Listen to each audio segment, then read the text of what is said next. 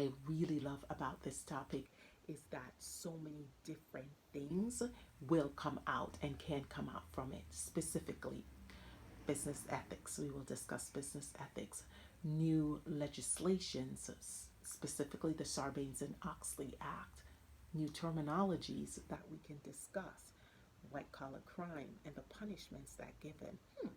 How much do they get, and why is it so different than someone who probably may have a banned substance in regards to how the judiciary system handles nonviolent crime, which is white collar crime, versus what you would consider a non white collar crime. Anyway, for the next 3 weeks, your online discussions will have something to do with this. So I strongly encourage that you do research on it. It is a beyond interesting topic, and I only have a small time. We only have a short time for me to actually whet your appetite for you to go out and do your independent research. So let's discuss Enron. What is Enron? So basically, Enron was a energy company that was based in Houston, Texas. It was founded in 1985 by Mr. Kenneth Lay. That's one of the key players know who Mr. Kenneth Lay is. Enron was a great company to work for. In fact, it was voted in the late 90s, one of the top places to work, and everyone wanted to get an Enron stock. At the peak, their earnings per share went for about 90 something dollars, and Enron had some interesting key people there. We discussed Mr. Kenneth Lay, was the CEO and founder. You had Mr. Jeffrey Skillen, which was the former COO, and when he came on board, he implemented something called Mark to Market In. Again, you do research on Mark to Market In, and in a nutshell, what that was since they were an energy company, they had a lot of long-term contracts.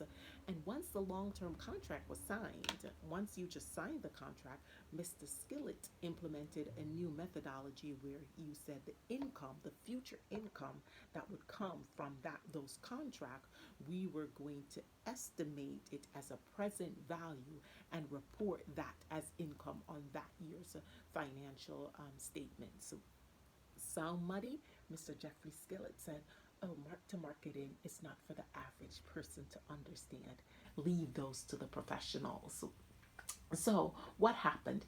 In about September 2000, just a regular reporter from a small affiliate of I think the Wall Street Journal, did a report, and they said, "Listen, I looked at Enron's financial statements, and it doesn't make sense to me. I'm smart. Mark to Market In, it's not adding up."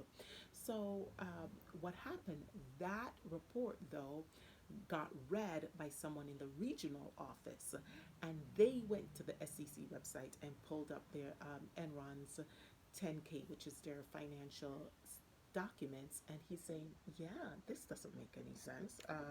In fact, I am looking at it, and based on what I'm seeing, Enron is actually blowing through cash, and what they're reporting is truly not what is." This caused the market to get nervous. So this was in September 2000. Less than 12 months later, Enron stock went from the mid 90s to a dollar, and they filed for bankruptcy. So I am encouraging you to investigate those 12 months, including the last 15 minutes before Enron filed for bankruptcy. A lot of things happened, a lot of moving parts. A lot of people got golden parachutes, and at the end of it, Enron triggered one of the largest scandals that happened. And not only Enron, Arthur Andersen, who's Arthur Andersen, they were the auditing firm that actually reviewed Enron financial documents. Remember in class that we discussed with the GAP principles, you had to have auditors to review it to make sure your financial documents are in line with the GAP principles. Enron hired former SEC workers to find loopholes in the GAP principles. So, what they were doing was not illegal, but was it ethical? Again, I'm trying to entice you to do your research on Arthur Andersen.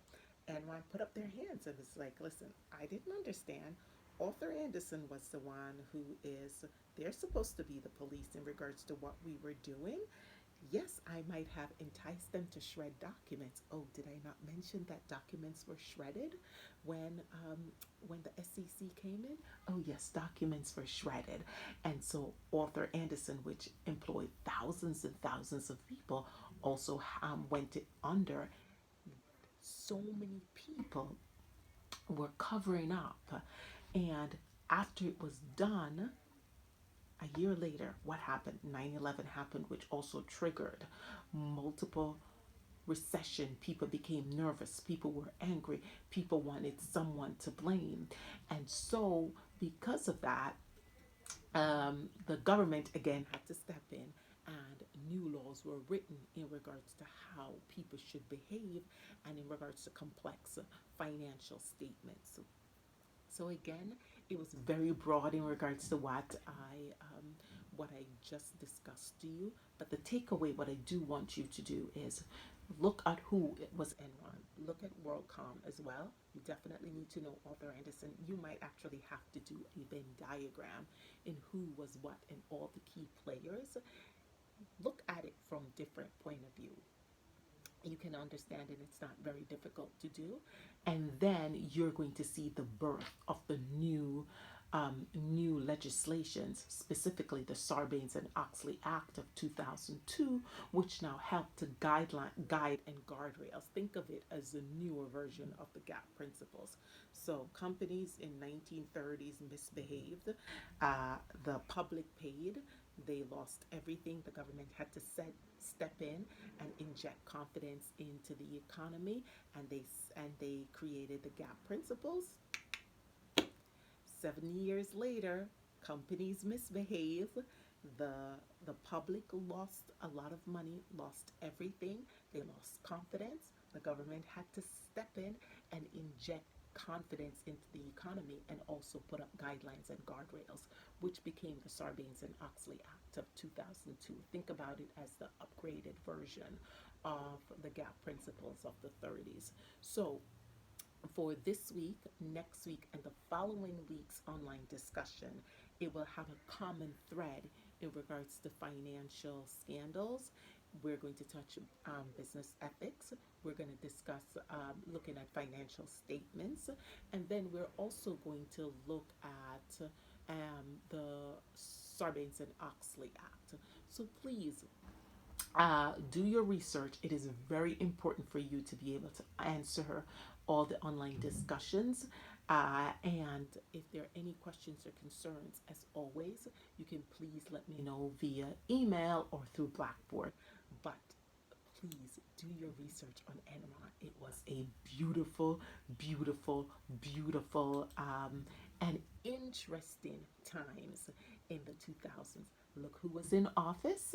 Um, how it tied into how they could behave. Everything touched it, but it should be interesting times. Okay, so good luck. Enjoy, enjoy, enjoy your reading because it will be impactful in regards to how you do your discussion.